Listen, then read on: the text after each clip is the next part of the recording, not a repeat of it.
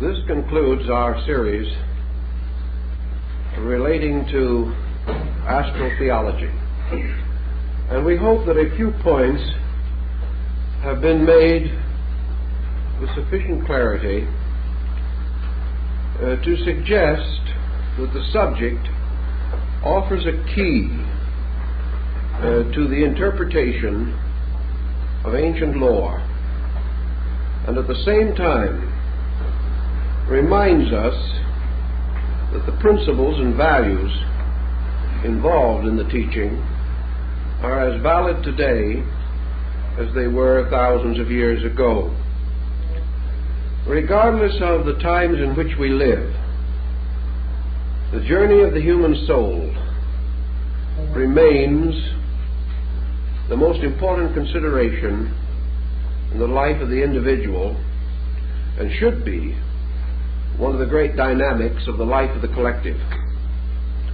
Until the human being senses again his citizenship in space, until he realizes that his destiny is not fulfilled in the small cycle of immediate experiences with which he is familiar, we cannot hope to develop a long-range perspective capable of impelling us or inspiring us to a course of constructive conduct.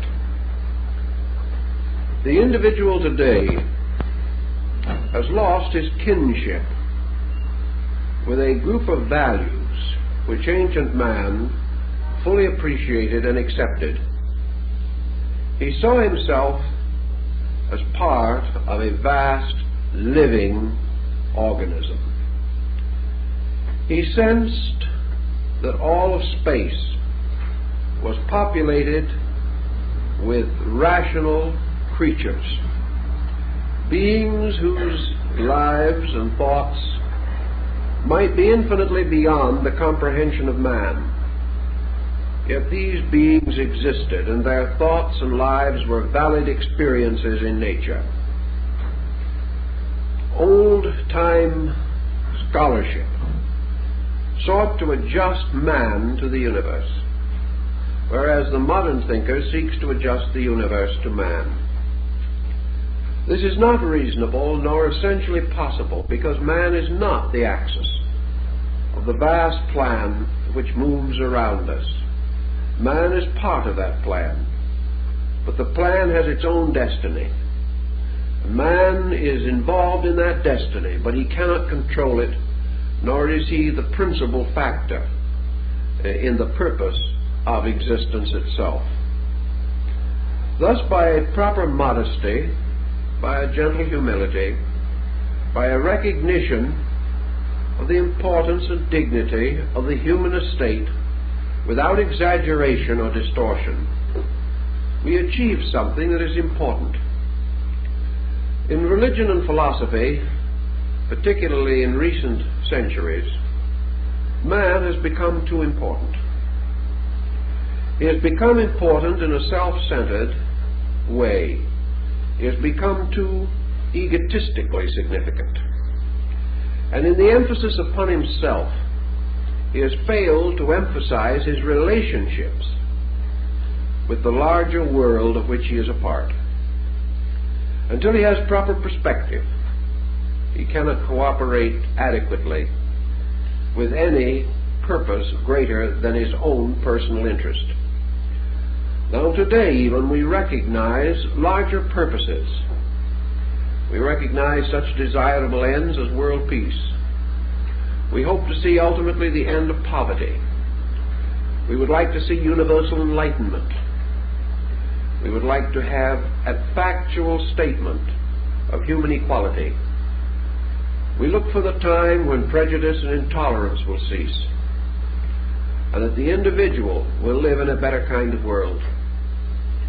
He cannot attain these ends, however, unless he becomes conscious of the machinery of progress, and unless he becomes willing to adjust his own personal desires with those larger motions by means of which collective goods of one kind or another can be recognized. realized, attained.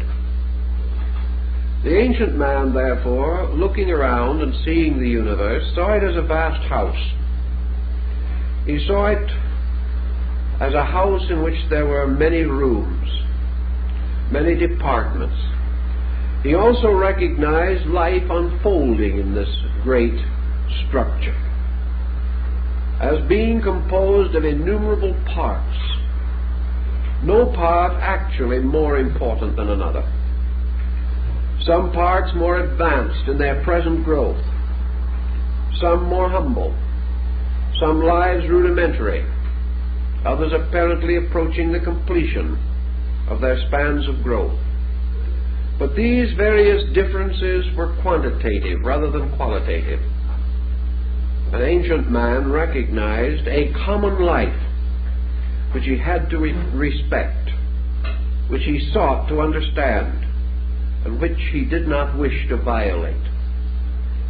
We say, for example, that ancient man, when he hunted for food, he killed animals, but he killed them to live himself. He killed them to feed the hungry. Ancient man never killed for sport. He never killed for the joy of destroying. Ancient man also never built merely in order that he might create with his hands. He built with a dedicated purpose. The things that he did, he sought to make important through the help of his gods, through the dedication to his religion, to his faith. His every art and science was dedicated. His own life was dedicated. We may wonder then how it happens that so dedicated a people did not attain the end which they desired. That is, that they were not able, through dedication alone, to achieve the securities that we still seek. One of the reasons, perhaps, why they were unable to succeed totally was that, like all of us, they were in processes of growth. Even today, there is no such a thing as total achievement. An achievement is as of now. But the individual who attains the fullness of today will be deficient in the things of tomorrow. Progress goes on.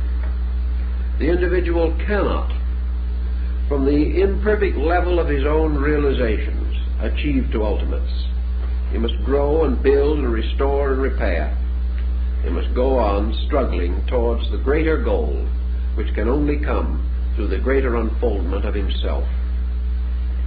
So our forebears long ago, on the plains of Babylonia or Syria, or in some ancient mountain fastness of northern Asia, looking out upon the universe, experienced first of all kinship. The universe was not strange, it was near, it was not terrible, it was tremendous, but not fear-inspiring. It was vast, but this very vastness challenged man to grow rather than to surround him with fear. And so enlightened peoples began to reach out in friendliness to the stars. They did not populate the firmament with evil beings, but with great good powers. And they sensed these good powers as forever protective and paternal. They sensed these powers as contributing continuously to the well-being of every creature that existed. And by the time Egyptian civilization had arisen, we see this universe in which we live strangely charted, mysteriously organized into planes and levels and spheres and departments. There were worlds within worlds, wheels within wheels, as in the story of Ezekiel's vision. Man saw the universe as a vast structure of evolving life and saw himself moving through this structure. One of the most difficult problems he had to face in his ancient seeking was the fulfillment of his yearning to share with life, to share with the total experience of existence. This perhaps was the beginning of mysticism. Certainly it was the beginning of man's seeking. When man went forth alone into the night to fast and to pray and to meditate, to ask the presence or ask awareness of the powers which he felt were around him and within him. Primitive man did not believe that all his deities were far above the sky. They lived in the earth and in the rocks around him. They lived in the mountains and the valleys and the trees and the waterfalls. He had this wonderful sense of the nearness of the creative agencies. We've lost this because man finds nearness only to his own kind, or to the strange, complicated world which he himself has fashioned.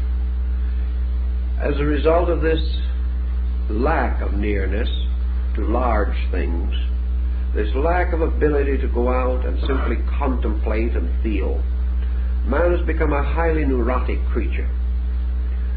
Some psychologists like to tell us that ancient man was also neurotic. He probably was to a degree. But had he been as neurotic as we are, it is questionable if the race could have survived.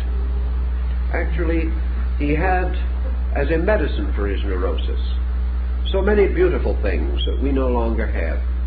Perhaps they were superstitions. Perhaps we feel that we have outgrown them, like the fairy tales of childhood.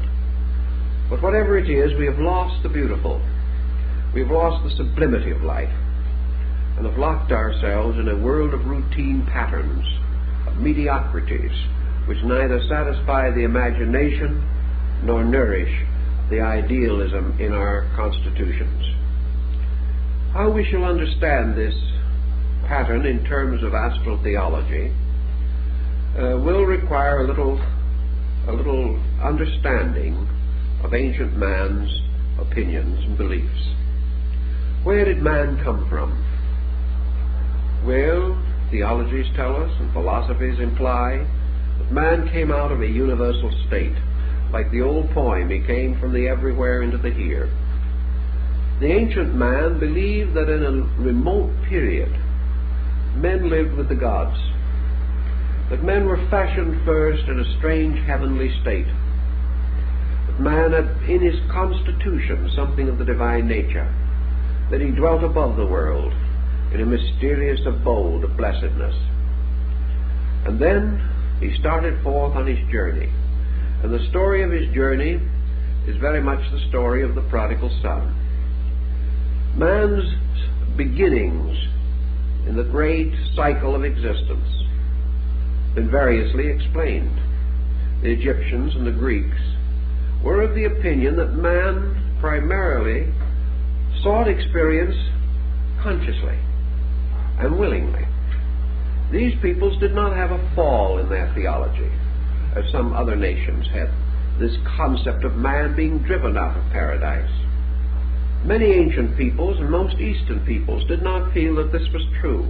Man was not an involuntary exile, nor was he punished for original sin. Man went forth as an adventurer. He went forth to conquer the unknown, because such is the nature of man. Such is the nature of life.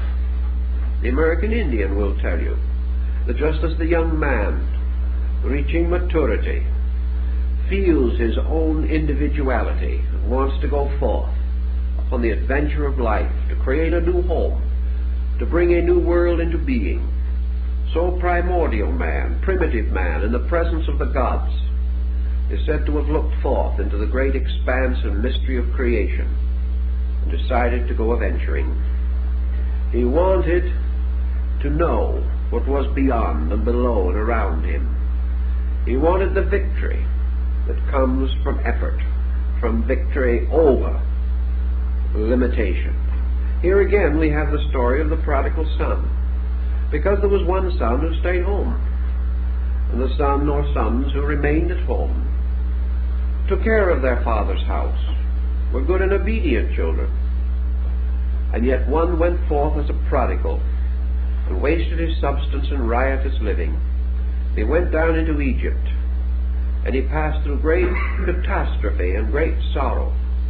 And finally he returned to his father's house, in this case as a penitent, as a repentant one. And the father was so happy at the return of his son that he caused the fatted calf to be slain to form a banquet. And when the other sons said, "Why should the one who has sinned be given all this attention, and we who have been good have had no attention?" the father, in rapturous emotion, exclaimed, "But this son was lost, and he is found again. He has been taken from us, and he has returned to us, and greater is the rejoicing because he has come back."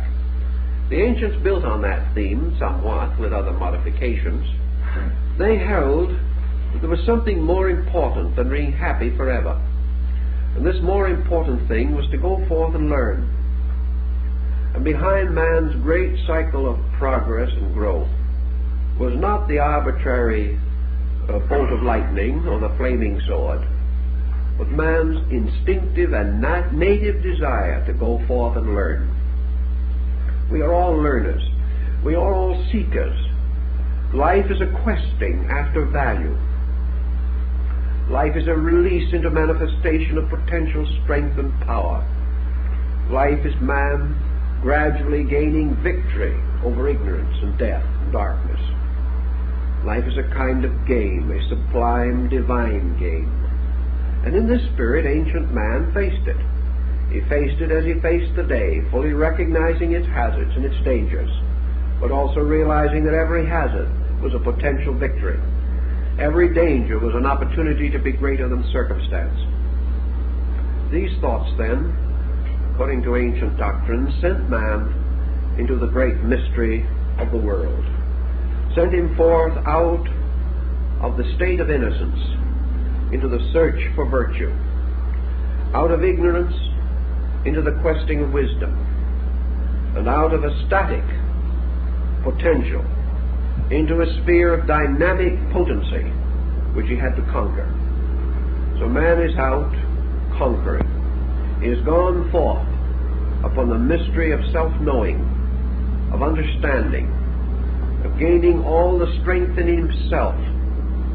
Therefore, according to the Scripture, he will in the fullness of time be greater than the angels, because the angels did not go forth in this great search for self-knowing and self-becoming. But in the old ways, these various steps that were taken were not regarded as we regard them, as stupendous episodes, as great problems to be greatly considered, any more than the growth of the child was a great problem. It was taught that the child was going to grow up and be a child no more, that sometime maturity would take the place of childishness, and all growth and education and preparation were toward maturity, toward self-integration, towards complete personal acceptance of the burden of individual existence. These things were behind the Greek legends and the Hindu and Chinese legends. And so man stepped out of the mystery of the heavens into the strange circles of the spheres. He began to experiment with the problem of life existence in itself.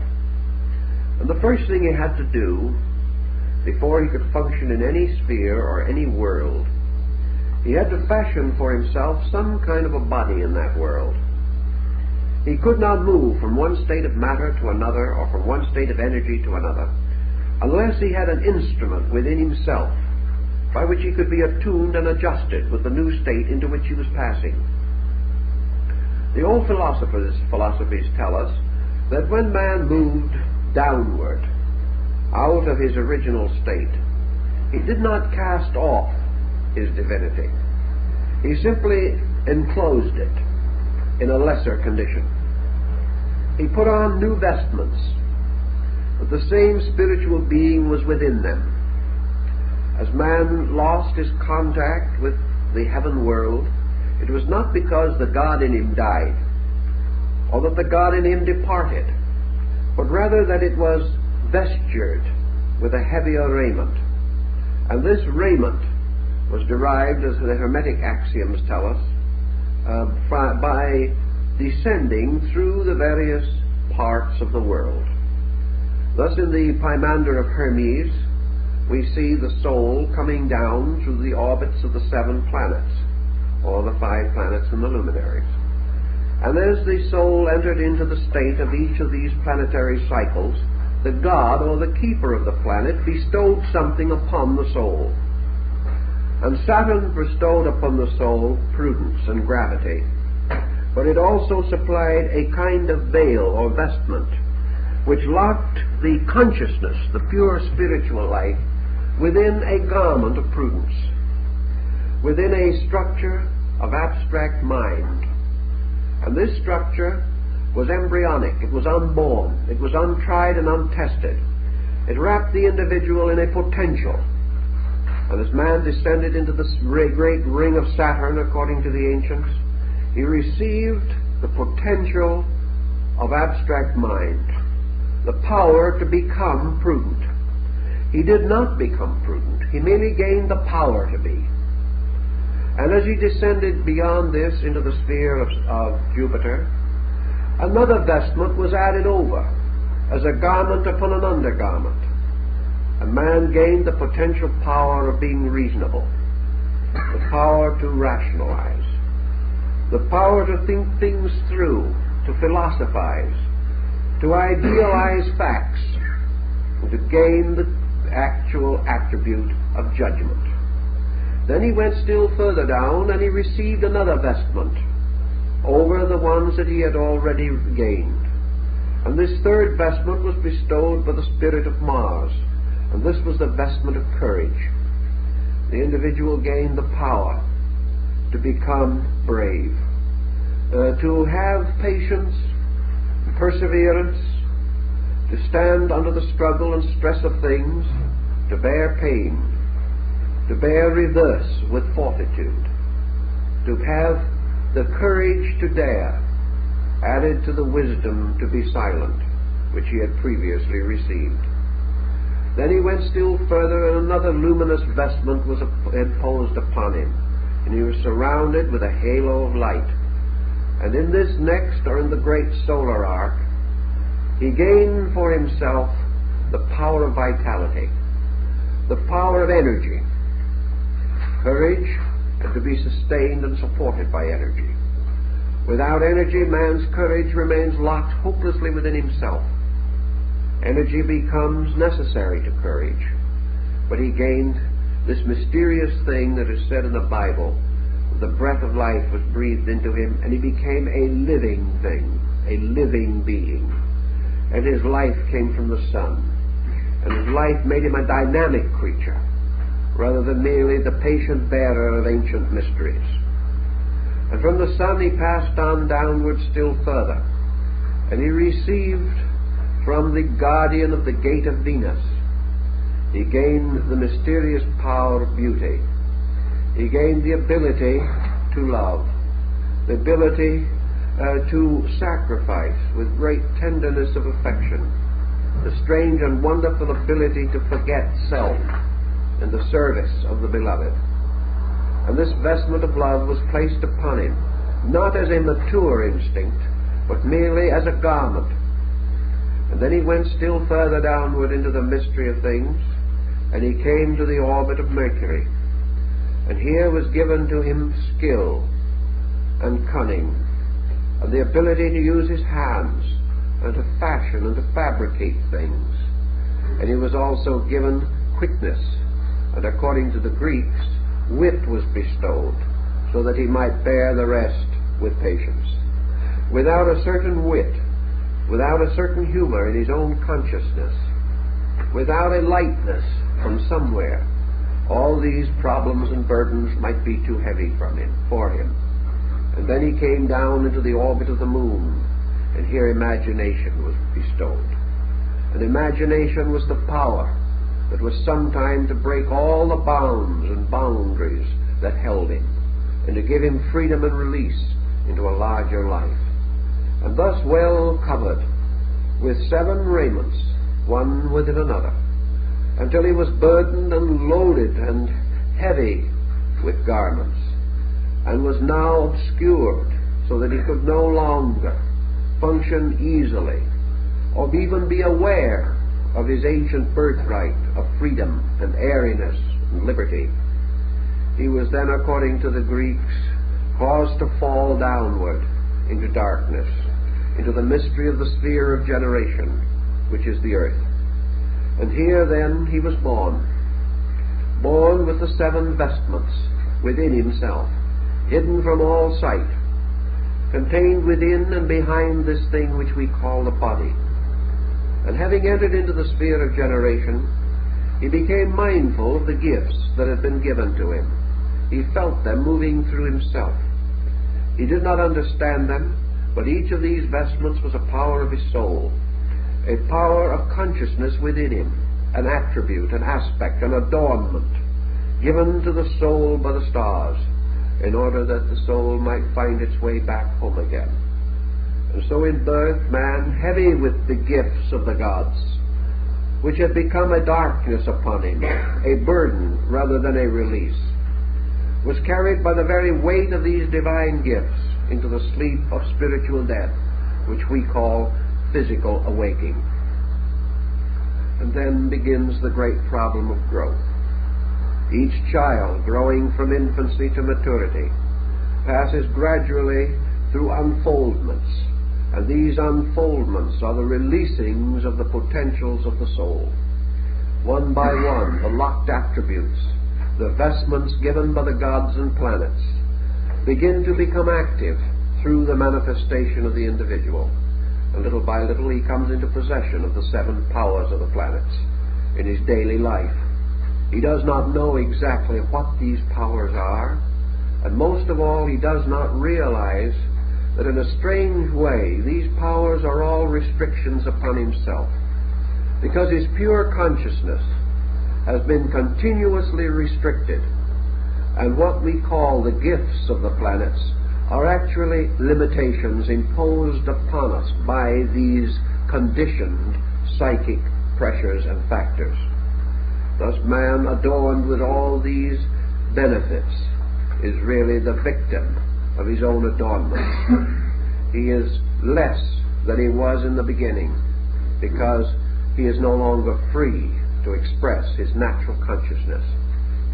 So he goes from the cradle to the grave, and in the course of life he learns to use these various attributes which he possesses on the physical level of life. He gains skill in judgment in some cases, or he becomes prudent, or his courage is sufficient, or his skill is great, or his imagination is strong. His affections may be ardent, and his vitality may blaze forth in the number and multitude of his achievements. But all of these things represent only physical expressions of these attributes. The mysterious vestments, the gifts of the gods, are still locked within him. Now the ancients said that just as surely as man in the course of life unfolds certain potentials and uses them for the development of his orientation here, just as surely as he can only attain here by bringing into manifestation things locked within himself, so man gradually becomes crystallized by what we call old age. Little by little these potentials and powers which he has close in upon him again. His prudence becomes over-caution, and finally fearfulness. His judgment becomes locked by crystallization into intolerance, into opinion, or perhaps is not well enough developed to give him the power to judge righteous judgment. His courage leads him to disaster. He becomes not brave but audacious, and in such allows his ambitions to pervert his principles. His energy he wastes, as the prodigal son did, in riotous living. We waste our energies and then sometime wish we had them. Love leads him to innumerable tangles, disconcerting circumstances. He feels that his love is wasted, that it is betrayed, or he does not develop it strongly enough to have a constructive and creative impulse there.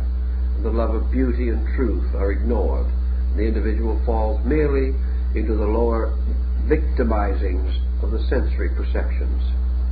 Wit, skill, produce not only the cynic and the skeptic, but skill without understanding gives us a scientific world which is not safe to live in. Imagination leads us into every fantasy and excess, into suspicion, into tyranny, despotism, into all kinds of terror in the night. So one by one, these powers of the soul, which should be blessed, which should give us the full measure of realization, betray us and leave us victim to the excesses which their perversions indicate.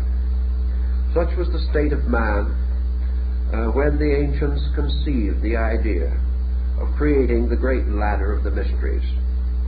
This great method of release, not release for this life alone, not release merely for years or for days, but the recognition that what we call evolution is man's victory over all the limitations imposed by conditions upon the unconditioned consciousness within himself. So a great symbolical pattern was created which reversed the involutionary procedure. Man gratefully and gladly returned to each of the guardians of the spheres the gifts which they had bestowed. He outgrew these gifts. He rose above them. He transmuted and transformed them, and handed back the vestments and the adornments which they represented. There are ancient fables in the East about this, the fables of the king, who so adorned himself with his jewels and with his wealth and with all the symbols of his honors and dignities, that when he fell into a river he drowned because of the weight of his adornments. And this is what happens to man. Because of the weight of his adornments, he falls into generation and drowns in matter, becoming what we call a materialist or an unenlightened person. But the rescuing of this was by the long process of outgrowing conditioned existence. And to achieve this end, the soul had to consciously ascend through the 7 orbits of the stars, ascending as a star, the goddess, ascended from the dark threshold of the moon god up through the 7 gates to the upper world from which she had come. The journey back upward, like the mysterious story of Dante being led by Beatrice from the Purgatorio into the Paradiso, is always man's eternal psychic entity leading him back by his dreams, his aspirations, and his affections to the great spheres from which he fell, or from which he descended not by a moral fall, but by determination or decision to seek adventure, to seek things, and in gaining things to lose self. This is also the burden of Buddhism, that man, gaining all other things, has as a result lost pure consciousness, without which his journey to light cannot be perfected. In astral theology, then, the soul first sought to escape from generation, sought to escape from the mystery of death, or perhaps to escape by death from the mystery of this world, to come back to a state in which there was no longer any worldliness in him, to draw him back again into material existence. To escape from the world, he must therefore escape from worldliness. And what were the great pressures of worldliness, which had to either be overcome or man would be drawn back? In fact, he could never escape. Death was only an exchange from the visible to the invisible side of nature. Man never actually transcended the great material sphere of things, either in life or in death. He merely disappeared and appeared again by the ancient concept of rebirth. He was never away from worldliness until worldliness ceased within himself. Religion held this to be true, and most of your mystical theologies were derived from the ancient astrotheological symbolism of the soul beginning its journey upward by its effort to overcome the world. This is another meaning, of course, of the dragon slave, the individual overcoming monsters, the knight-errant going forth and rescuing the fair maiden by killing the wicked ogre, or the giant, or the monster, which had this maiden captured in his castle. The maiden, of course, is the psychic self, which must be rescued by the determination of the individual to overcome the giant of mortality or of materiality. And there is no way in which we can conquer the world. Perhaps there is a perverse psychology behind all this great belief that man could escape the world by conquering it. Perhaps the reason why we have had Genghis Khans and Hitlers and Alexanders and Caesars, Mussolinis and Stalins, is because the human soul has misread an archetypal symbolism. Man has sensed that he had to overcome the world, but because perhaps his own enlightenment was not great enough, he thought he could free himself from it by becoming master over it. He thought he could finally reach that condition in which he was free because he was a law unto himself. When he reached that security, when he bound the whole world in slavery to his purpose, then no one could contradict him, no one could deny him, no one could refuse him, no one could thwart him. Then he thought, I am free. But he never found that to be true. He found with Wolfe, at the time of the Battle of Quebec, he found that the path of glory leads but to the grave. He discovered finally that he could not escape the world by conquering it, that he could never reach a condition of security so complete that he was free from the world. Therefore he turned, as the mystic turned, to another method. Instead of attempting to conquer the world, he attempted to conquer worldliness in himself, realizing that he was bound here by these very ambitions which he sought to satisfy or to gratify. Consequently, by becoming desireless, by no longer responding to the allurements of the world, by no longer admitting the power of the world, he could perhaps escape from its tremendous, insidious effect upon himself.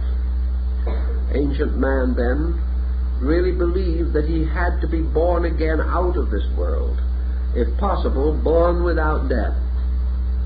That instead of dying out of a material state, he must die out of the materiality in himself. This was the second birth.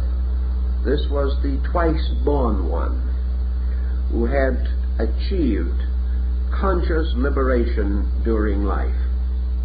It was a birth into a new state in which the Greeks said the hero dwelt. The hero being the person who had overcome the world as an experience of consciousness, was therefore free from it, because it could no longer be stimulated in himself. He would no longer hate. He would no longer desire. He would no longer sacrifice his principles for his possessions. He gained a certain detachment. How did he do it? Usually by becoming internally conscious in some way of something superior to the world.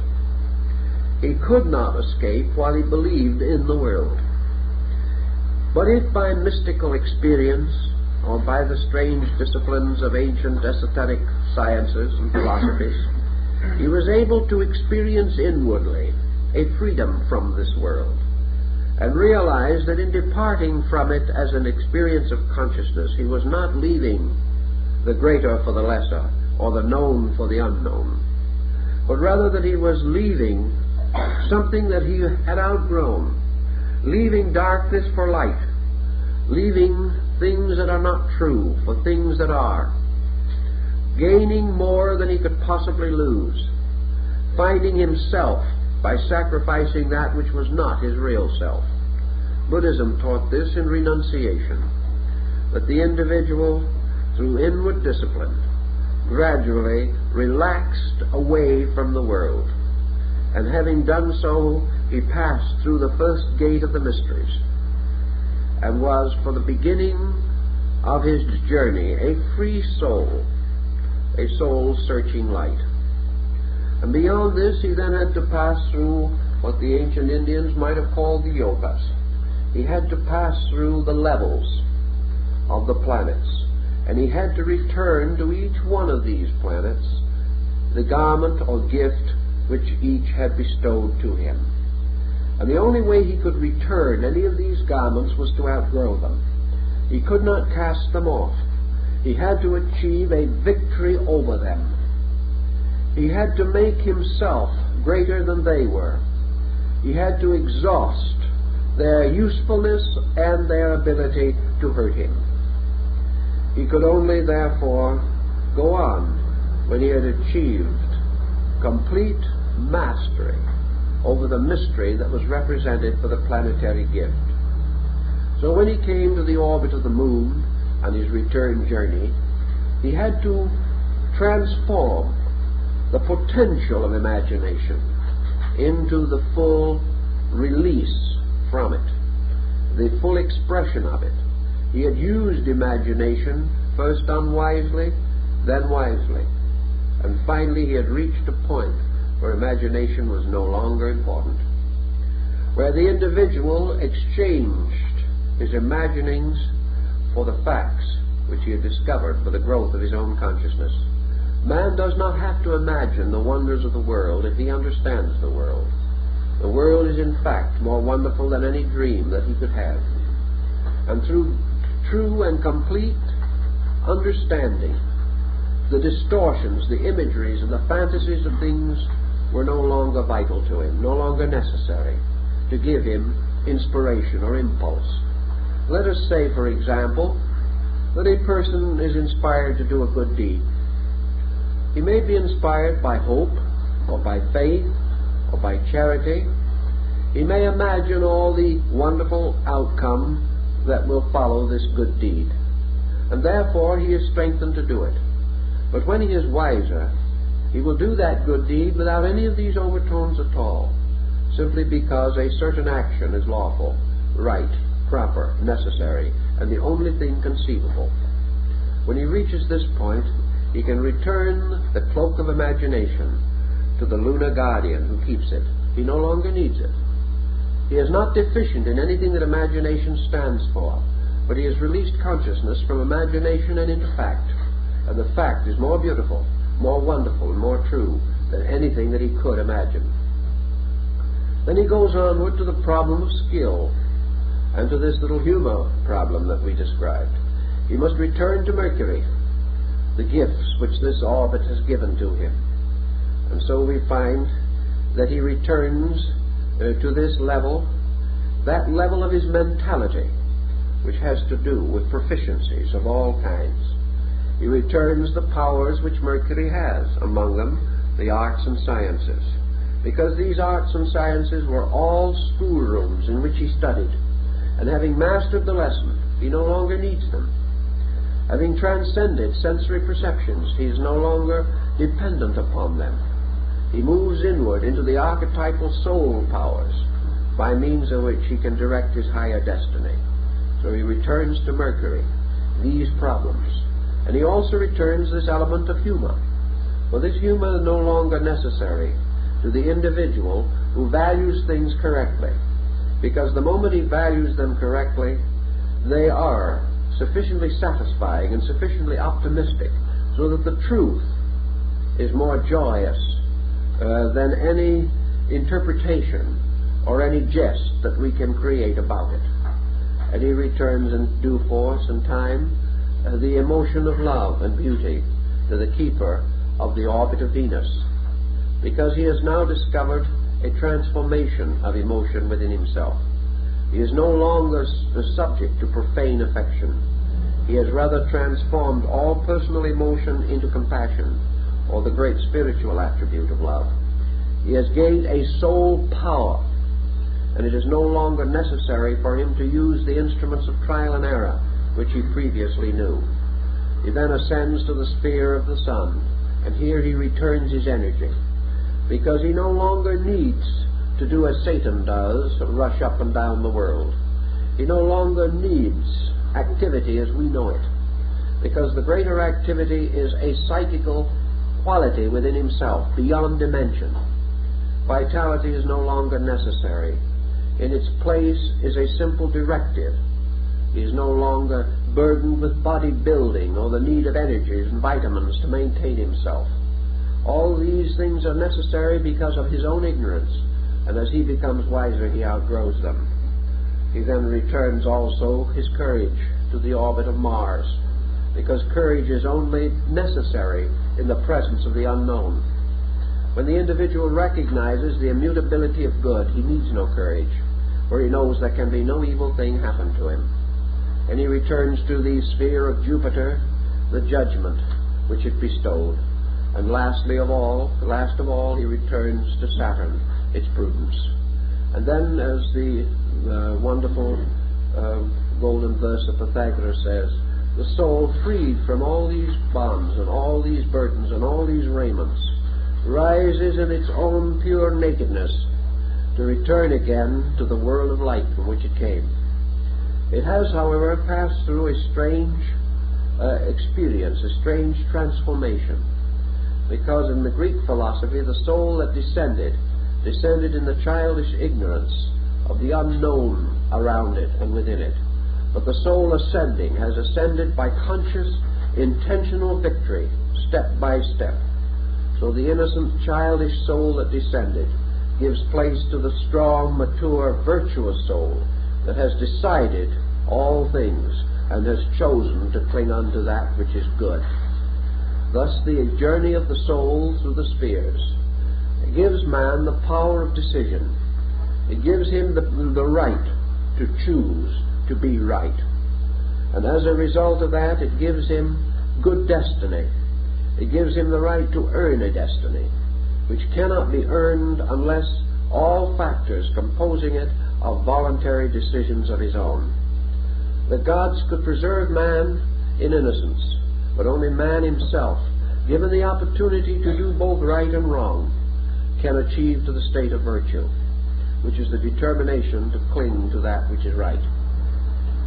So this journey was a kind of initiation, and all your initiation rites and ceremonies of ancient man were based upon this story, based upon man gradually achieving victory over the 7 parts of his own soul, restoring their attributes to the universe from which they came, and resurrecting victoriously from the 7-fold body or psychic entity which contained and locked him within itself.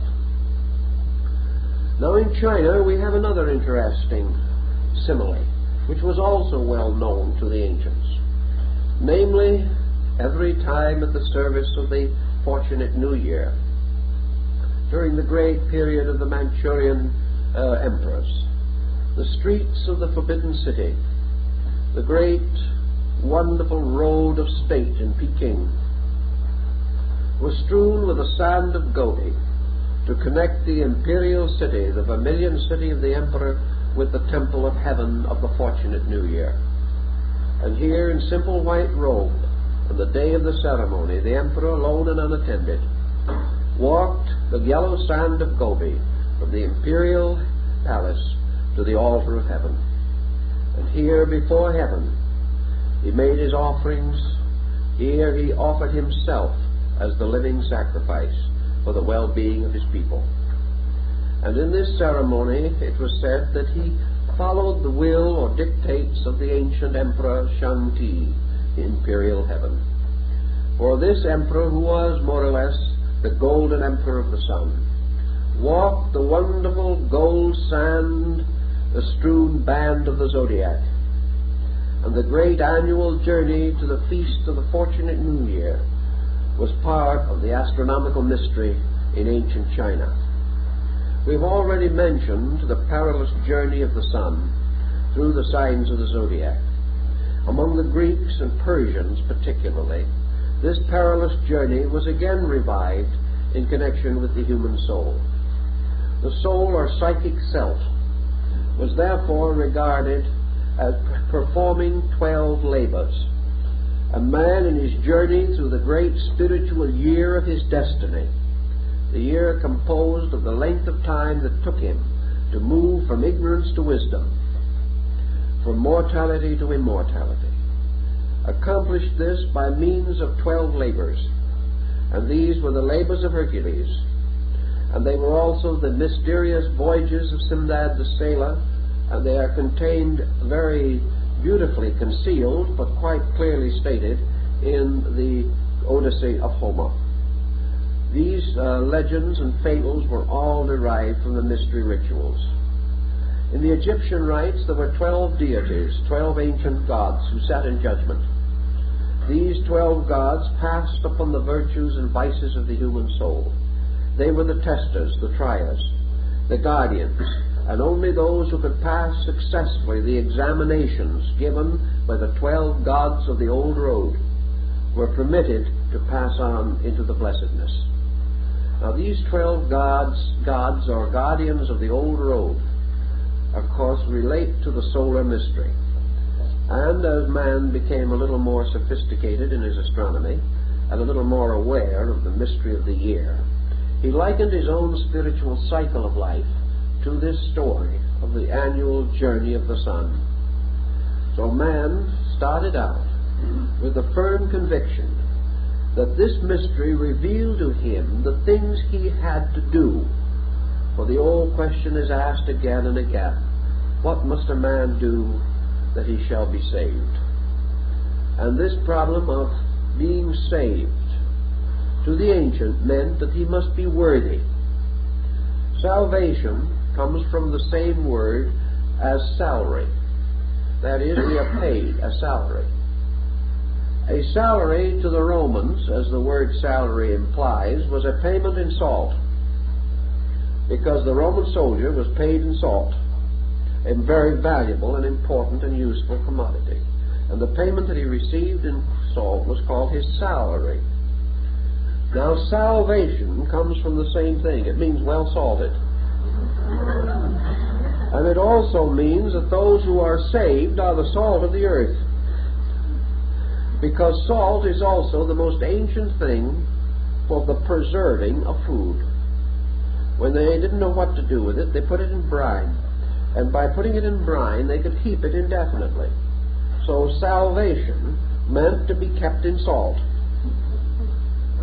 Now, we have hardly that idea of it anymore, but it has its useful points. Because if the salt shall lose its savor, wherewith shall it be salted? And in the Scriptures we hear a great deal about it. Now, in ancient days of royalties, particularly in England, they had a very large salt cellar.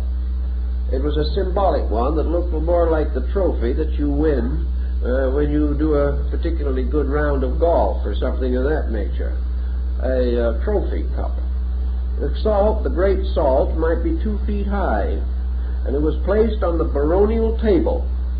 That is, it was placed on the table of the nobleman, dividing those who sat above the salt and those that sat below the salt. And great people sat above the salt, and common humble people sat below the salt. And the interesting point was that the sign of poverty was that you did not have enough salt. Salt was a luxury at one time that belonged very definitely to the great and the privileged. And those that were above the salt were supposedly the salt of the earth, although from what we can learn in English history, it wasn't always quite literally true. But here we come to this point. What must a man be to do to be saved? Salvation had to do with preservation. And preservation had to do with man performing certain dangerous tasks and surviving wonderfully these hazards and these tests. And in order to achieve these ends, he had to show his courage. And in your Greek legends of Hercules, you see that for various reasons, usually to satisfy some deity, the hero had to perform some peculiarly hazardous and dangerous undertaking, presumably beyond mortal accomplishment. Well, this problem is quite obvious. the attainment of even a reasonably enlightened standard of living is almost beyond human accomplishment. It is little short of a magnificent example of heroics of some kind. We do not see the swords flashing or the helms with their brilliant plumage.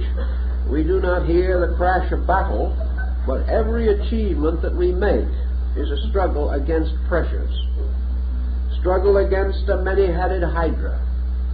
For as we lop off one bad habit, 7 more grow from the blood. Everything we try to do confronts us with mythological situations, just as remarkable and dramatic as those in our ancient fairy lore. For all folklore deals with archetypal symbols, symbols of man's struggle for security. So in the ancient Greek and Persian rites, in the temples, the band of the zodiac was stretched across the sky. Sometimes it was made into the mosaic floor. Very often it was traced upon the robes of priests and upon the garments worn by neophytes. Apuleius wore the star-spangled cloak when he went in to the mysteries. These stories had to do with the journey, the perilous journey of the soul through the 12 tasks that had to be performed before a man can be saved. And these 12 were represented by the zoans, or the animals of the zodiac. And these animals in turn were each of them an emblem of some ancient law or principle, a hieroglyph, signifying a positive and negative attribute. Each one of these creatures was either a constructive or a destructive force. Each one had its privation and its success, and it also had its moderation. The work of the hero was to pass the test without in his own turn violating a principle.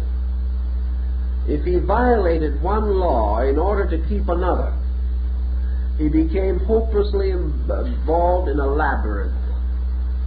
The great trick was not to win primarily. The great achievement was to win without having done anything that would cause a loss. In other words, you could always slay your enemy, but how to overcome him without hurting him was more difficult. You could always be angry at evil and oppose it, but how to oppose it without being evil yourself, that was more difficult. How to end sequences of causations without setting new ones in motion doing it. How to so conduct oneself that the correction of one evil did not engender 10 more. How to solve the mystery of the Medusa, pattern of the stars as its guide. Just as the ancients navigated from the pole star, so ancient man, morally and ethically, navigated his Argo, or his Argonaut, his great expedition on the ship of salvation. According to the map of the heavens, he had to keep the laws of heaven. He had to follow the stars of heaven. And he had to follow in faith. And he had to withstand the tempests of circumstances with a greatness of spirit, or he could not succeed. Much of this is beautifully concealed in the part of the 5th book of Virgil's Aeneid, where we have a further description of the initiation ritual. So we will assume that after all these thousands of years, man still must walk the strange star-spangled road of the zodiac. He does not walk it in the sky, but as he walks it through a series of qualitative experiences in himself. So we will begin now with the sign of Aries, the ram. We've already indicated the religious significance and the great institutions of the mysteries that were created around these signs, so we will not consider them at the moment. Now, when we do think religiously of the ram, however, we think of the Lamb of God. We think of the scapegoat of Israel. We think of the offering of the ram of Ammon. We have many various meanings. The seven-horned ram of Revelation stands out. And the ancient ram's horn, which blew the covenant, we also remember. And the ram's horn trumpet of Hindel, which called to the last great war in the Nordic mysteries. This ram's horn cup, in which the Eucharist of the ancient Gothic rites was celebrated. All these tell us interesting things and remind us of the universality of symbolism. Actually, the great key, it seems to me, of Aries from the standpoint of the moral virtues of man is courage. Courage, which belonged to the planet Mars in the previous cycle, belongs also to Aries, which is the essential dignity of Mars. It is where Mars is peculiarly enthroned. So courage is the beginning of the journey. Without courage, nothing can be achieved. Ulysses has to start forth in courage. Hercules had to have courage. The seeker after truth must have courage. Now, what is the root of courage in man? What gives man courage? It's hope, imagination, dreams, convictions, or perhaps even more than these things, the great path of his people, the way of the good and the brave who have gone before. Courage is steeped in tradition. Courage comes from the authority of sacred writings. Courage comes from the inspired words of divine teachers. But man must have courage. The courage to do, to dare, to go on. So out of courage he must build and fashion his first instrument. And yet with courage he has other problems, because Aries also signifies combativeness. And here combativeness must be eliminated, because combativeness will lead to war, will lead to stress, will lead to ultimate perpetuation of the sowing of the dragon's teeth. So man must have courage without aggression. He must have strength without ambition. He must have dedication without despotism. He must have the ability to rise above obstacle without the inevitable tendency to enslave or destroy the rights of others. So the delicate test of courage rests with him. How to be strong yet kind. How to be brave yet simple. How to be great yet humble.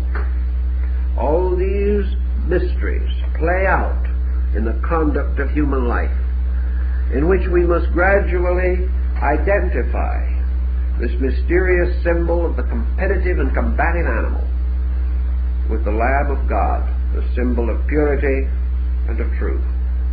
Thus, the animal of fire, the animal of war, the ram, also becomes the symbol of the Prince of Peace. And this is our victory, which has to be achieved within our own consciousness and experience. We must have the courage without the combativeness. We must have the dedication without the ruthlessness to carry it over the bodies of the dead. And so man must achieve without destroying. He must attain without injuring. He must solve the mystery without bringing disaster upon any other living thing. Thus becomes the test, the mysterious problem which he has to solve. And when he has solved it, assuming that he does, or at least that he has solved it as far as he can at any given moment, then he passes on to the second sign of Taurus, the bull. And under the symbol of Taurus, he has that peculiar power of steadfastness. Now, steadfastness is the indomitable determination of purpose. But how can we have this steadfastness without other less favorable aspects appearing in connection with it. How can we be steadfast and not stubborn? That is the trick. The ancients developed a great philosophy on the individual who could remain true to himself without being untrue to somebody else. The individual who was capable of being serenely purposeful and at the same time not be locked, not be closed, not be held by some false attitude in his own mind. Very much of the loyalty that we think about is only stubbornness. Dedication is not what it always seems to be. It is just habit. It is the individual doing it because he has always done it, and not because it is right. So under the sign of the bull comes this mysterious power, this tremendous power of this creature, the power to go on, to persevere. For like the plodding ox that draws the plow through the ancient muddy waters of the Nile bank,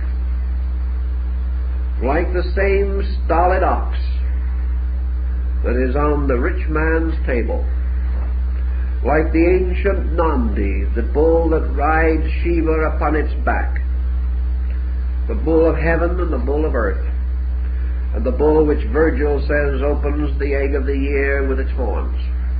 This bull of continued determination must be analyzed morally, spiritually, into motive and into every conceivable understanding that we can bestow upon it. We must fight and solve the mystery of the Minotaur within its labyrinth. For this was the bull-headed man. Sometimes we say that people are bull-headed, and we are not referring to the Minotaur in most cases when we say that. We are referring to an objectionable stubbornness. And yet in the midst of this symbol of the labyrinth, in the ancient Greek legend, the labyrinth of Crete, the labyrinth of the ancient temple, palace, here we have the world with all its strange and tortuous passageways and chambers, ruled over by the bull-headed symbol of stubbornness, arrogance. Look around you. Everybody knows he is right, and everything goes wrong. We can get an ear for very little. Everyone is determined to protect his own interests. Everyone has closed his mind to that which differs from him, and each, smugly entrenched behind his own defenses, is concerned primarily with the security of himself and his group, and with old prejudices and unchangeable crystallized attitudes we seek desperately to prevent the growth of tomorrow or the survival of today. This is the Minotaur ruling the world. It is reaction. It is the old stubborn pride. It is the individual who must fight with his own fear of change, with his own determination to be loyal to his opinions rather than to truth. And the hero must fight that fight. And it's a great fight, and everyone doesn't win immediately. Now the third side that the soul is confronted with is Geminus, the twins. And here we come into a very intriguing problem. The problem of psychological polarity. Here we come into one of the strange things that is most obvious in the human mind. The more stupid a person is, the more certain he is. The more thoughtful he becomes, the more uncertain he becomes. And you take the comparatively thoughtful individual and you say, I want a yes or no answer. you'll have a very hard time getting it. You will get the famous political answer. Yes, and then again, no. The individual will say, it would seem this way, but perhaps it is the other way. Why? Because we pass through a period in which, as someone said, we become broad-minded but a little flat-headed at the same time. We mistake uncertainty for generosity. We like to think we're liberal, but the fact is we do not have the answer. And because thoughtfulness gives caution, we have lost directive in a great many instances. So everything in life is polarized. And we have the various Aristotelian techniques of either and or. We have the individual who, departing from the evil, would cling to the good, but has already established a polarity that has destroyed truth. We have persons seeking the so against the not so, only to discover tomorrow that they were wrong on both counts. We have the individual who tries to judge fairly, but fails because he does not know the facts involved on either side. We also find the individual who tries to help, but fails to help because he does not really know what is helpful. And wherever he would be helpful, he is capable of harm. The polarities go back and forth. So this side of Gemini represents mental division within the individual. Mental division leads to disillusionment, skepticism, cynicism. Mental division also leads to weakness, and it leads to the elevation of the functions of the mind above the purposes of the mind. We develop the thinker for the sake of thinking and not for the sake of the thought. We develop the individual who writes beautiful words but never means anything.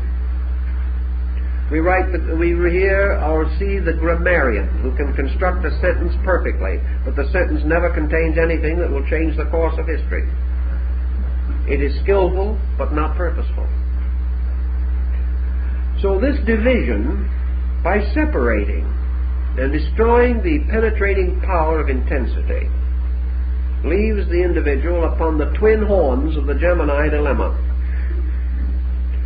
He is unable to determine anything, or he is locked in the polarized conflict of things. One of the good examples of that is the American Civil War, where we have the War of the Brothers. In ancient England, Lilly said that the United States was under the sign of Gemini, the twins. And we had the War of the Brothers. It is now nearly a century since that war, and yet we're still fighting it. And we're still struggling over it, and we're still trying to figure who was right and who was wrong. And we have a great many people who do not care who was right or who was wrong. They're on the other side, whichever it may be.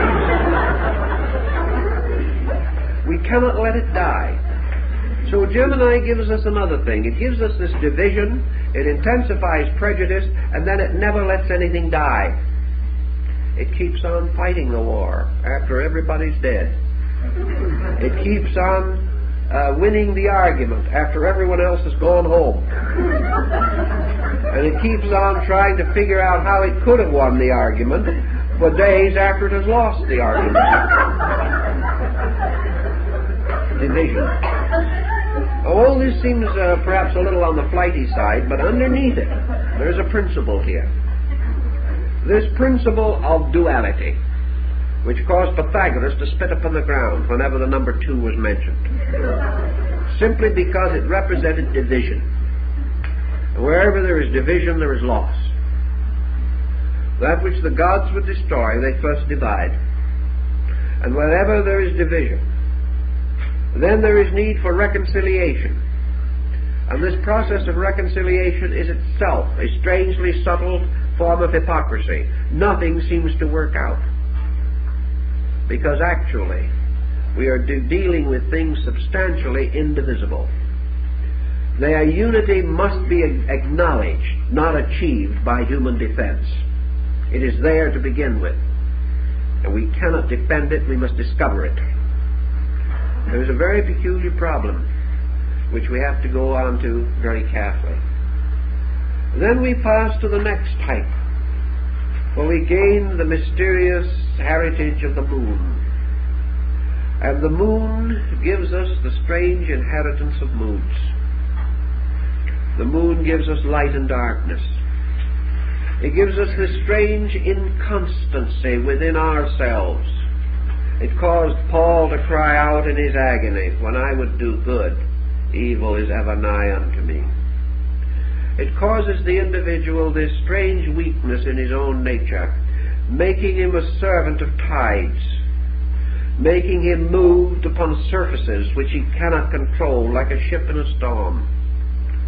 And this strange moodiness of man, the mood of greatness and the mood of failure, the inability of the individual to depend upon himself, the inability of the individual to rise above the pressures of his own passing moods.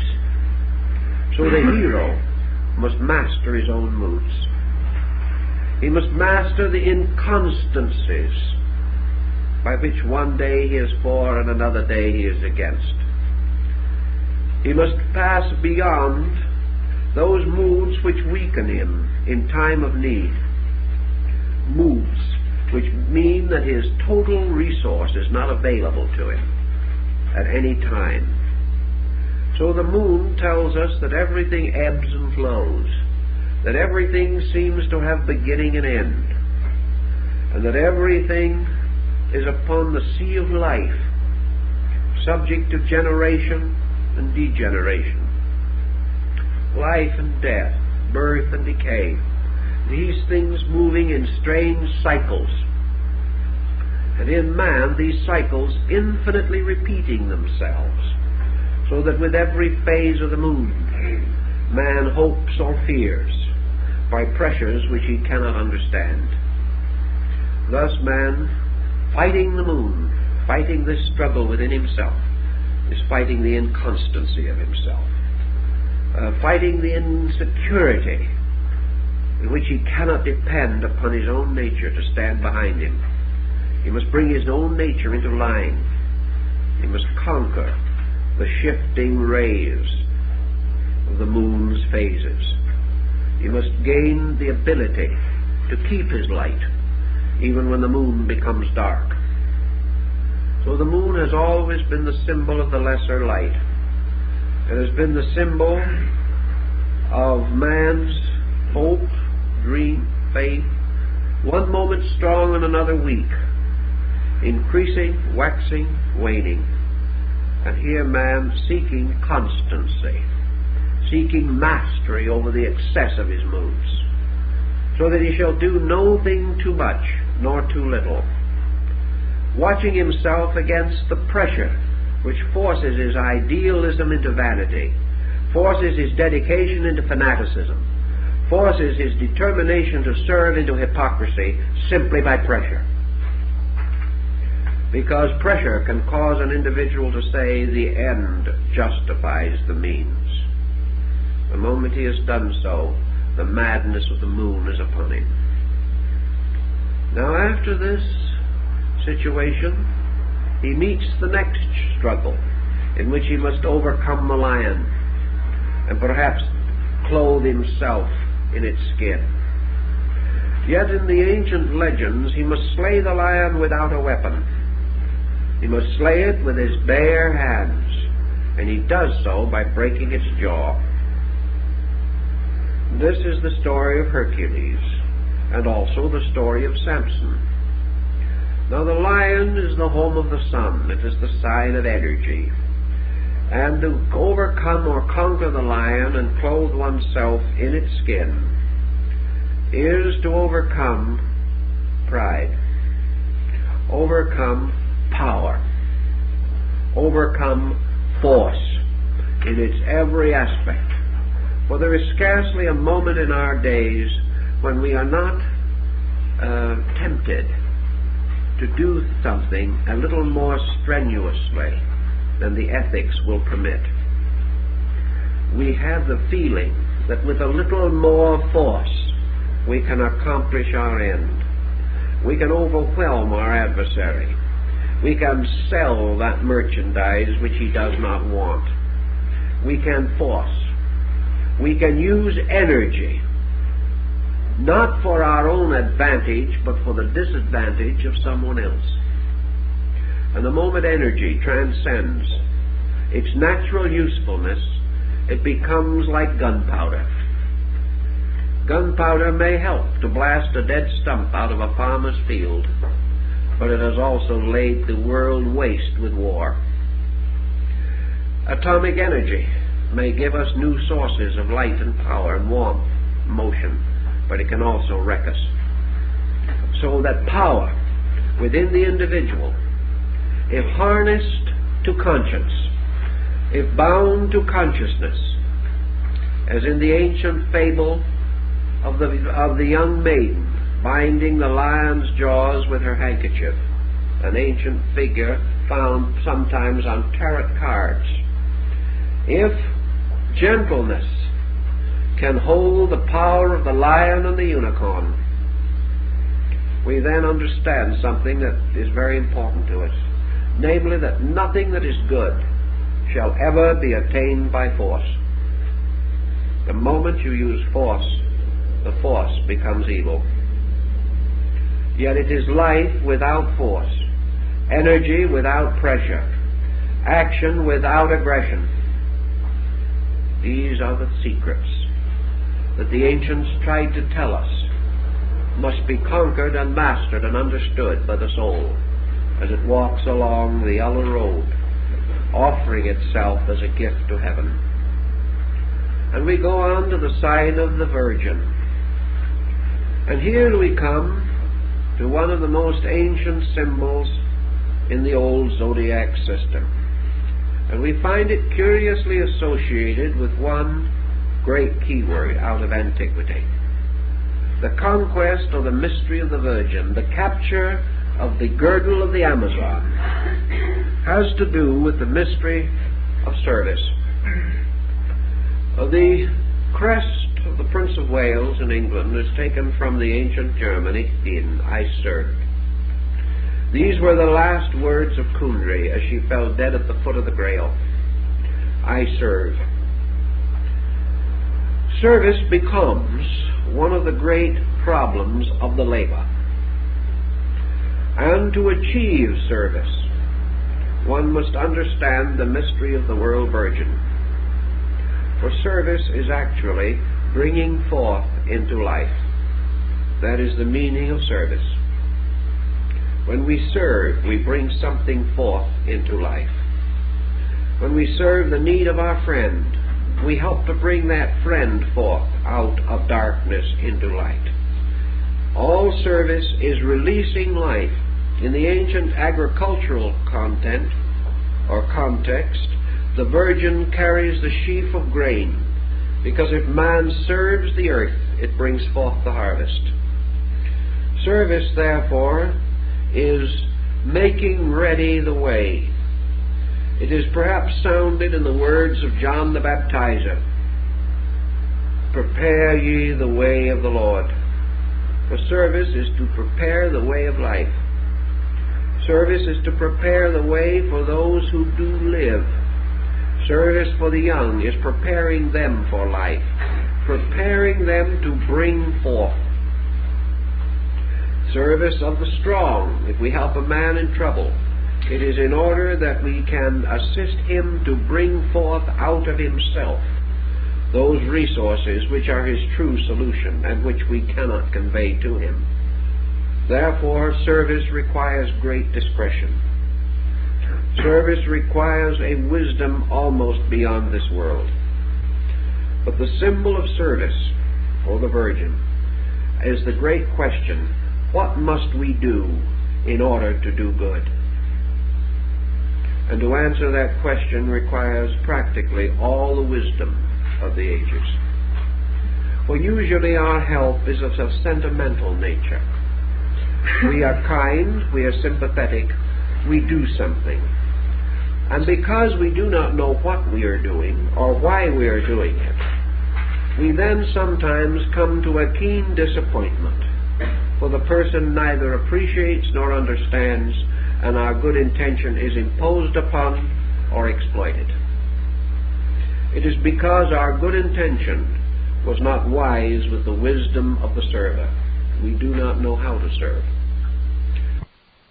So to struggle with the problem of how to help another and at the same time not hurt him, for that is the rule, we must never hurt, reminds us again that the only way that we can serve another person truly, perhaps, is to help him to do those things which are nearest to his own soul.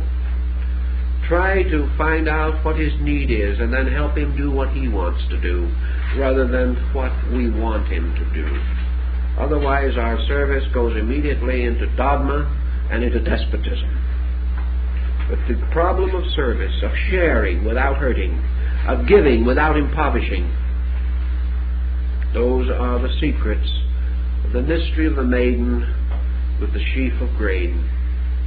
And the next time we stop in the great zodiacal circle, we stand in the presence of the balance of Libra, the pair of scales tipped strangely and held by a strong angel with a blazing sword. And here man seeks the problem of equilibrium. For justice is always balance. Justice arises from fairness. Fairness arises not from a man's ability to see the two sides of a situation, because there are usually more than two sides. Justice consists in recognizing the law as it applies to all sides. Thus Pythagoras pointed out that virtue is not upon one end of the pan, one pan of the balance, and vice upon the other, and we do not weigh the living and the dead. Vice is at both ends, and balance or truth is in the center. And it is only the scale that balances that is true, and the only true part of the scale is the balance in the center. So man, searching always for survival, for truth, seeks equilibrium within his own consciousness, realizing that the moment he polarizes or unbalances, he will be unlawful. So to bring all extremes to moderation gives him justice. For justice is moderation. Justice is in no thing excess or privation. Justice is in all things truth, victorious over all error. Thus there may be 50 errors about a matter, but only one true. And justice is to discover that truth. Man, surrounded by many factors in living, must seek always the balance, must seek always the truth that underlies all these different contending, dissenting parts. He can never know them all. He can never understand them all. He can never recognize them all. Therefore, he remains true only to the balance, keeping the equilibrium, and in all matters clinging to the law. For the law is his hope and his salvation. So by Libra he is taught that in all matters he must first of all be true to principle. And if he is true to principle, all other things will balance out. And he passes from there to the ancient sign of the scorpion, sometimes represented as a serpent and again as an eagle, the only sign which has three distinct glyphs of its own. Now they said in ancient times that the scorpion was the symbol of death. But in the old mysteries, the sign of the scorpion and the sign of Scorpio, the ninth house of Mars, the nocturnal entrance to the underworld, was always guarded by the god Hippocrates, not Hippocrates, Hippocrates, the god of silence. and he was always represented standing or seated at the front of the temple in this position, with one finger on his lips. He was the god of silence. So the sign of Scorpio in the old mystery rituals taught us the secret of silence, the most valuable noise that there is. Silence is a strange, deep darkness. But silence, while it may seem to be the mother of mysteries, is exactly and actually the firstborn of truth. For in silence and silence alone, all mysteries are solved. All soundings end in silence, and from silence came all sound. And man, in his search for reality, must not only have courage, have skill, and have understanding, but he must also have the power to be silent. For if to speak is silver, as the German proverb used to say, to be silent is golden. And this golden silence is not merely not speaking. It is a silence of quietude within consciousness. It is this actual problem of being still that we may know the mystery of the divine presence. So the sign of Scorpio has always been peculiarly associated with the mystery rituals. All rituals had to do with death. All symbolical transformations were represented by the mortuary ritual. The initiate passing into the underworld in the ritual went through the mystery of death, presumably, symbolically. For he descended, as the rite says, into the great silence. He descended into the aloneness, into the abyss of darkness. And here he must not be afraid. So silence is the gateway to internal life. And for every person who can speak wisely, there is a greater wisdom for those who can simply listen. Strangely, the power to listen is greater than the power to speak. And who listens learns. Who speaks knows only about himself. Thus, in the ancient rites, the search for silence was the ability of the person to remain eternally receptive and observant, always able to accept, and never interrupting God with his own voice. For in the mysteries, to speak is to interrupt God, but God is the infinite truth abiding in the silence.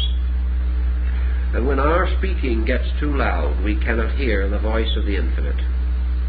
So to be quiet, to be receptive, to conquer sound in our own souls, to seek silence, this is to pass this mystery of the scorpion, who becomes transformed into the serpent of wisdom and into the eagle phoenix of inspiration.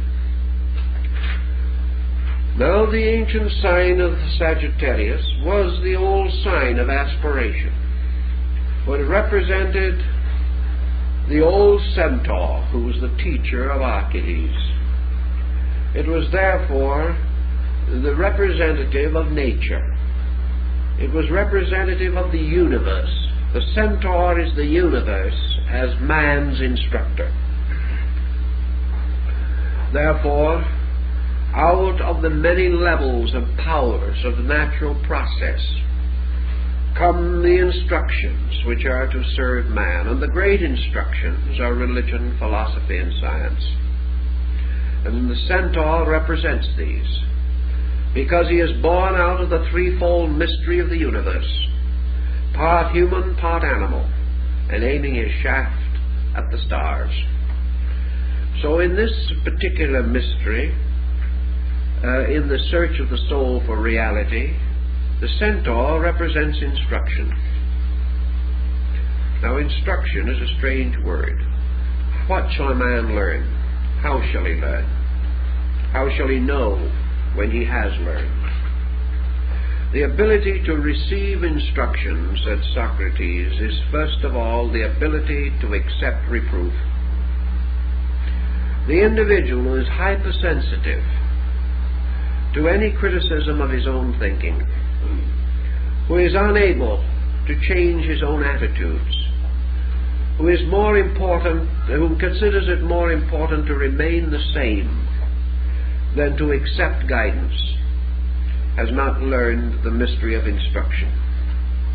For instruction, as Emerson points out, is the inevitable consequence of the enlightened human being's contact with nature, whether it be human nature or universal nature. From every other human being we can learn something, for this human being may be only of our own kind, the animal body of the centaur. But yet there is not a person who lives that does not know something that we ought to know. In the same way, we can learn from every branch of knowledge, not only its immediate instruction, but its great message, the message about universals. And we can see that all knowledge flows from the great fountains of universal consciousness, and that sky and earth and air are forever teaching, that the sunrise and the sunset are our instructors, and that everything that happens has a message: adversity, sorrow, problem, responsibility. These are the teachings of the centaur. For the centaur is life and nature, teaching us to become heroes. And some will reject the teacher because the body is that of a horse. Others will say that the teacher itself is only an imperfect creature rising out of its own darkness. But nature is that. Nature is a god with the body of a horse, and nature is the teacher. And it is teaching us both human ways and divine ways. It is teaching us both the mysteries of our animal existence and of our universal state. To be receptive and to recognize instruction, and to see the universal teacher in the simplest of our friends, or perhaps in our own children, is to be able to know instruction. And beyond the sign of instruction lies the ancient symbol of Capricornus, the sea-goat, dedicated to the two cities of Babylon and Nineveh, one upon the top of a mountain and the other by the shores of the sea, part fish, part goat, and the infinite symbol of man's eternal prudence. For in all things man must be prudent.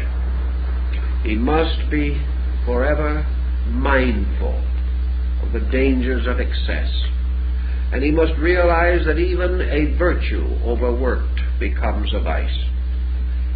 He must search for temperance, which makes prudence natural and reasonable. The prudent individual is the one who neither overestimates nor underestimates, thinking that neither that he is stronger than nor weaker than himself. So prudence has about it self-analysis.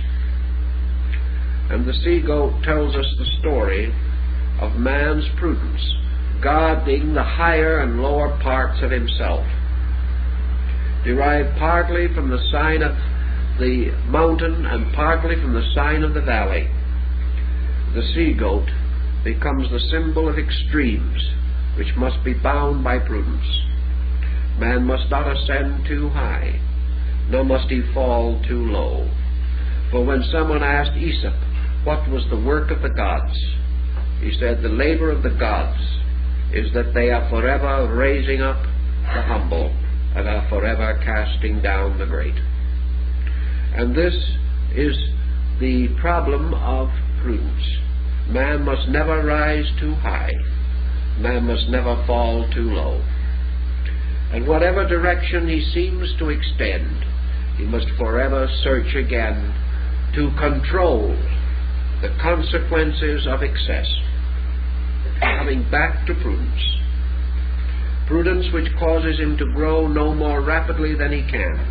One of the commonest problems of imprudence in growth is the person who, overestimating his own attainments, rushes forward and takes upon himself responsibilities and duties too much for his knowledge, and then finds reverse or tragedy. Never overestimate yourself. Never underestimate your adversary.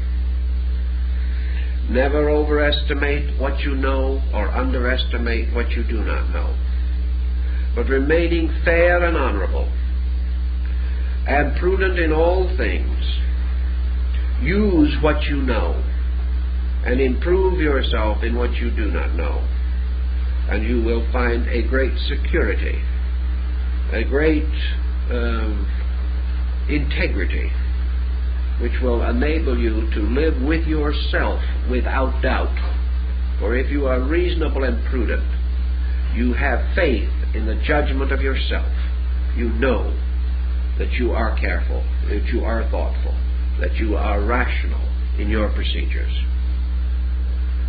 Now the 11th sign is a water-bearer, carrying upon his shoulders the canoptic jar from which pours a strange stream of electrical energy.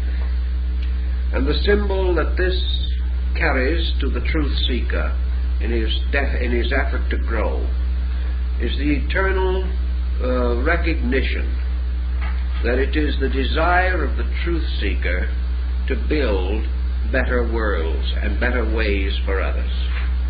Therefore, this sign is curiously connected with aspiration. An aspiration is a strange quicksand.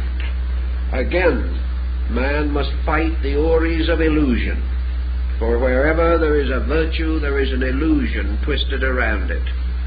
And as Eliphas Levi, the great French transcendentalist, said, in the beautiful pastures of the astral light, every blossom has a poisoned serpent twisted around the stem. And when you pick the flower, you are bitten by the serpent. Now, aspiration is like that.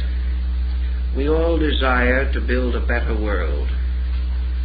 We desire to create this golden age we look for. We seek utopias, but we know why they have failed. We seek to bestow upon others vision which they cannot receive. We demand from others understanding which they cannot give. We find a world unsatisfactory, so we declare war against it and do nothing.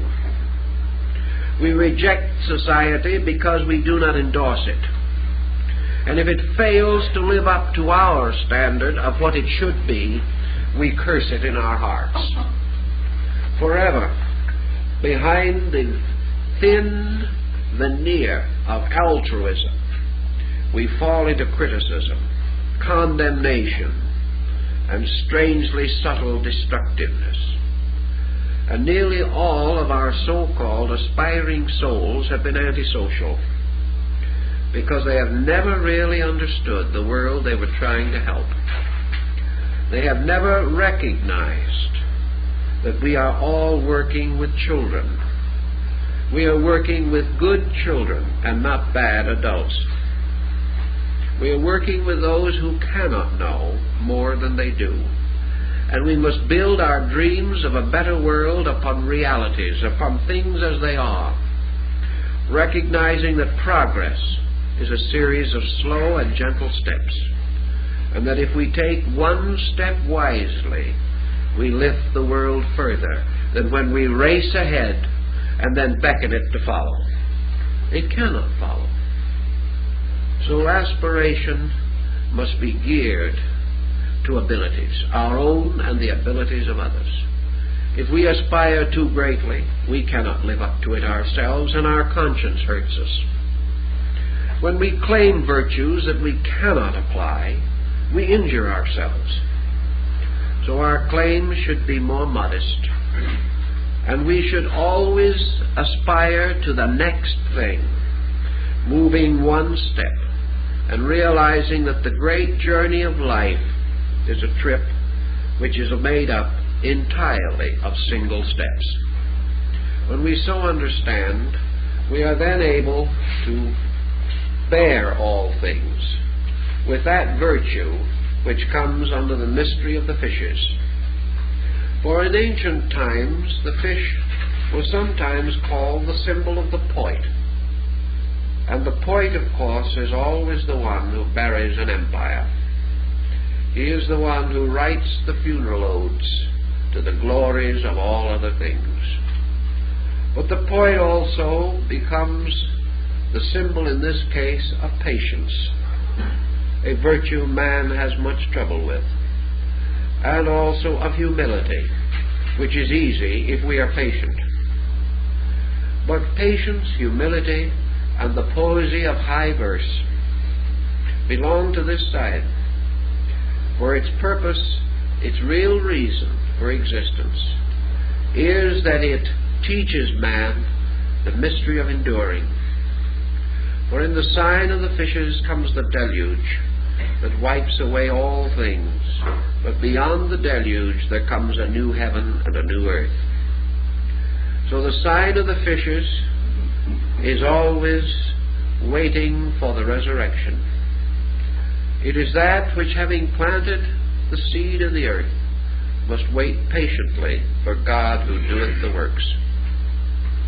So in this sign man learns that there are things which he can do and there are things which he cannot do, and that it is right and proper for man to labor, but the works must be crowned with the life of the universe. Man without the universe can do nothing.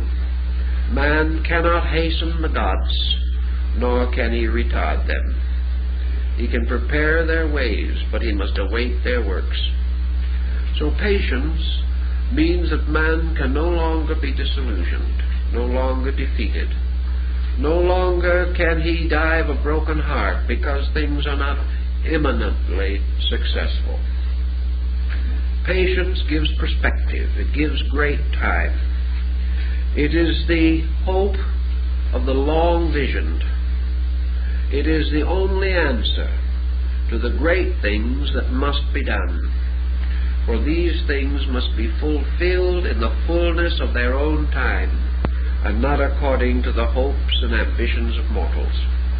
So patience and humility complete the signs where the road began with courage, and all courage ends in patience, and all strength must end in humility. And then the great cycle begins again, for humility reveals the courage and gives birth again to the beginning of things. For from patience comes a strange kind of courage that is not of this world.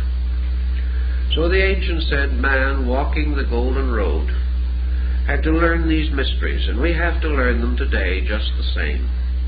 And out of learning them, we keep the great pattern of the road that leads upward around the stars and into space. And this road is going to continue to lead.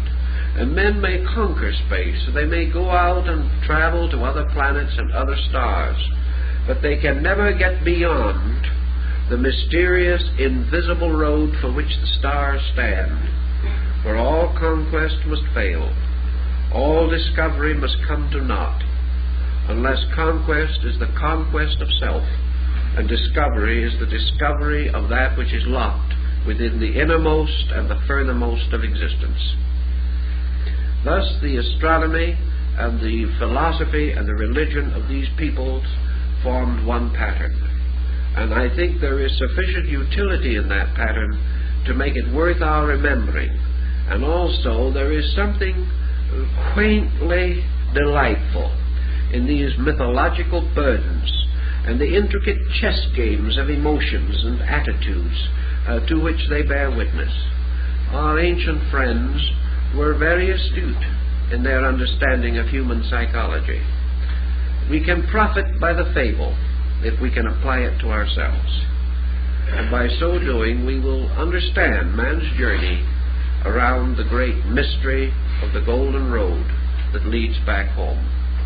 And I think that that more or less summarizes the concept of the ancient astrotheological philosophy. And we thank you very much.